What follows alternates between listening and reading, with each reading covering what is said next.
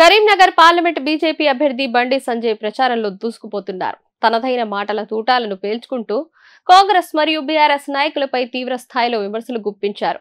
Parliament నియోజకవర్గ పరిధిలోని పలు అసెంబ్లీ సెగ్మెంట్లలో బండి సంజయ్ ప్రచారం నిర్వహించారు. దేశమంతా కూడా నరేంద్ర మోడీ గాలి వీస్తున్న అక్కసుతోనే ముఖ్యమంత్రి రేవంత్ రెడ్డి రిజర్వేషన్లపై పచ్చి అబద్ధాలు చెప్తున్నాడు అంటూ బండి విమర్శించారు.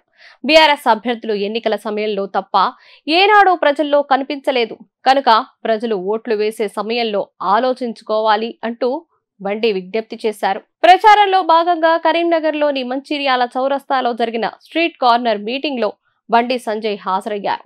ఈ సందర్భంగా ప్రజలను ఉద్దేశించి బండి సంజయ్ మాట్లాడుతూ లోక్సభ ఎన్నికల్లో మనమే నెంబర్ 1 గా ఉన్నామని, బ్యాలెట్ పేపర్లో కూడా నెంబర్ 1 స్థానం మనదే వచ్చిందన్నారు. వచ్చే నెల 13న జరిగే ఎన్నికల్లో ప్రతి ఒక్కరూ 1వ నెంబర్ పక్కన ఉన్న పువ్వు గుర్తుపై బటన్ నొక్కి ఓటేసి బంపర్ మెజారిటీతో గెలిపించాలి.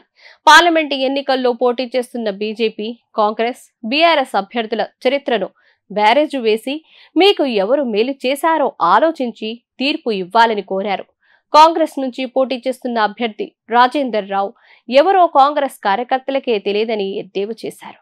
బీఆర్ఎస్, కాంగ్రెస్ రావులకు పొరపాటున ఓటేస్తే మీకు ఏమీ రావు అన్నారు.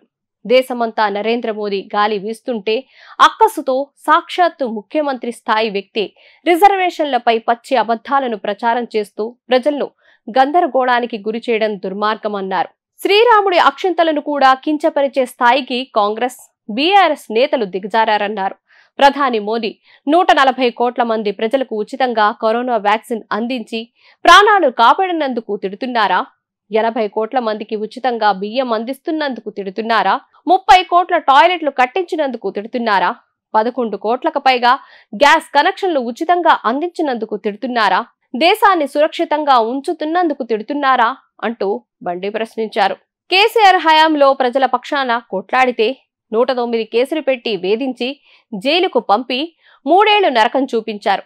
అధికారంలోకి వస్తే 100 రోజుల్లోనే 6 గ్యారెంటీలు అమలు చేస్తామని హామీ ఇచ్చి ఓట్లు దండుకున్న కాంగ్రెస్ పార్టీ మహిళలకు నెల 2,500 ఎందుకు ఇవ్వలేదు?